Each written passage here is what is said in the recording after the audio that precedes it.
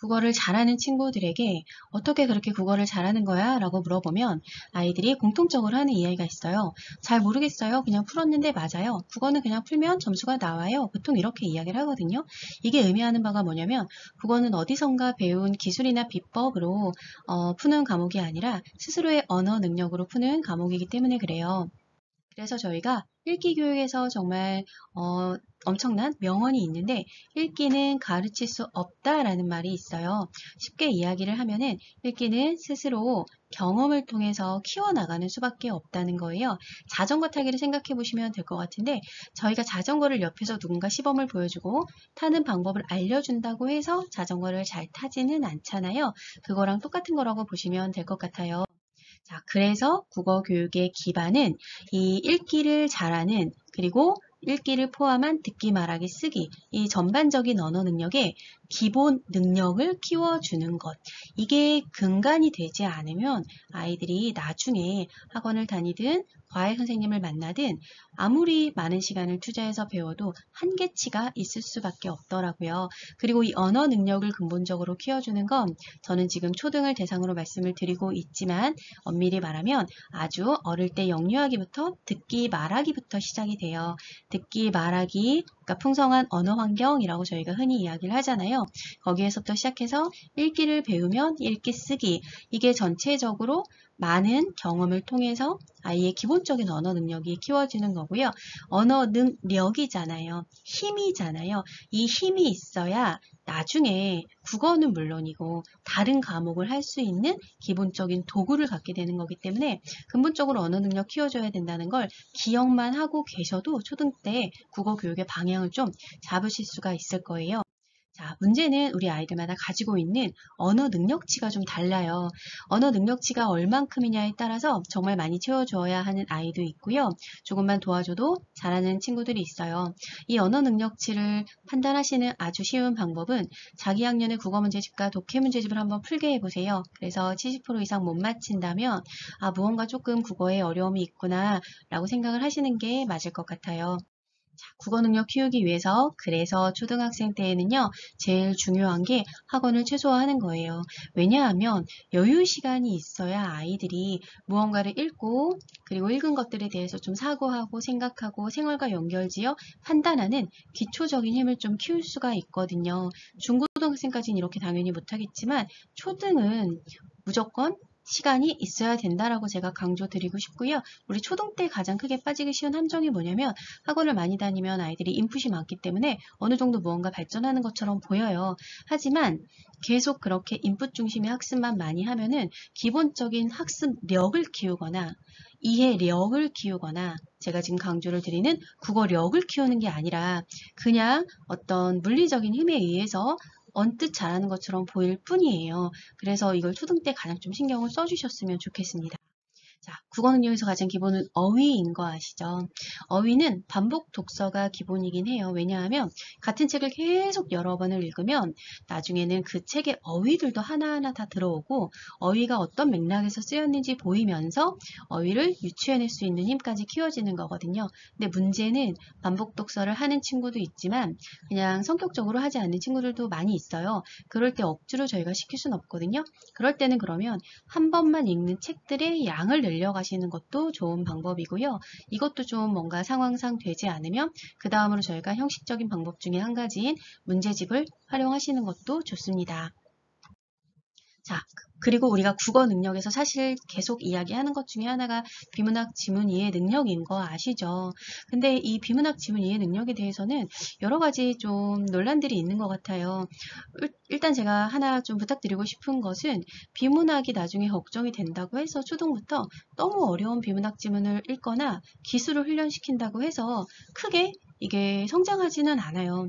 앞에서 제가 말씀드렸던 것처럼 일단 기본적인 언어 능력이 있어야 되거든요. 이 언어 능력이 없는데 지문을 계속 분석을 한다고 해서 이게 기술이 늘어나지는 않거든요. 오히려 너무 일찌감치 너무 어려운 비문학 지문들 막 독해 훈련 시키면 아이들이 글에 대한 거부감만 커지게 되어 있어요.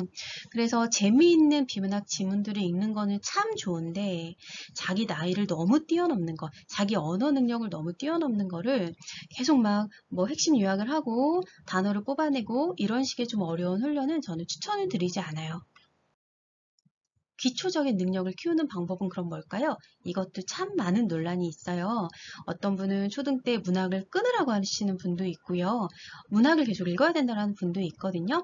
일단 저학년까지만 문학 읽히고 고학년부터는 끊어야 된다라고 주장하시는 분들이 왜 그런가 제가 생각을 해보면 이 초등학생이 읽는 초등 문학의 스펙트럼이 얼마나 넓은지 잘 몰라서 그러시는 것 같아요.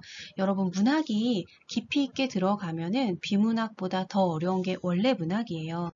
문학도 이제 종류가 있기는 합니다. 우리 집에서 아이들이 되게 편안하게 읽는 책장에 술술 넘어가는 책들 있잖아요. 이런 책들은 사실 아주 깊이 있는 독해력이라거나 읽기 능력을 키워준다고 보기는 사실 힘들어요. 그런데 문제가 뭐냐면 이런 책들을 읽어야 그 다음에 저희가 조금 어려운 문학도 읽을 수 있는 거예요. 제가 이야기하는 어려운 문학은 스토리도 좀 복잡하고요. 인물도 많이 등장하고요. 여러 가지 사건의 전개가 예상치 못한 방향으로 계속 흘러가기도 하고 반전도 있고 막 이야기 안에 이야기가 있는 등 되게 복잡한 문학을 이야기를 하는 거거든요. 예를 들어서 정통 판타지나 추리소설이나 무협지나 이런 책들이 보통 그런 책이고요. 이런 책들 절대 쉽지 않습니다. 앉아서 아이들 엄청 몰입하는 거 보신 적 있으실 거예요. 그게 그만큼 그 이야기 안에 빠져서 자기의 사고력을 지금 사용을 해서 책을 읽고 있다는 뜻이거든요. 그래서 이런 문학까지 가면은 당연히 언어 능력이 좋아질 수밖에 없고요. 문제는 여기까지 가는 친구들이 많지는 않다는 거예요. 보통은 저학년 때 재미있게 술술 읽히는 책까지만 어느 정도 성공은 하는데 그 3, 4학년에서 5, 6학년 넘어가는 단계에서 이제 바빠지면서 이탈되는 친구들을 제가 좀 많이 보는데 여기까지 간다면 당연히 언어 능력은 높아질 수밖에 없습니다. 그리고 인물이나 사건이 계속 바뀌는 시리즈물들이 있어요. 이런 책들도 첫 번째 책부터 10권, 20권까지 읽다 보면은 사고력이 커지고 언어 능력도 키워질 수밖에 없습니다. 그리고 비문학을 이해할 때 배경 지식도 좀 중요한데 배경 지식을 얻을 수 있는 좋은 것 4가지를 말씀을 드려보겠습니다. 우선 한 가지는 초등학생 대상의 비문학 도서예요. 초등 대상의 비문학 도서는 요즘 대부분 스토리텔링형으로 나오기 때문에 초등 지식책을 비문학 독해력의 어떤 방법으로 삼기는 좀 어렵게 되었고요.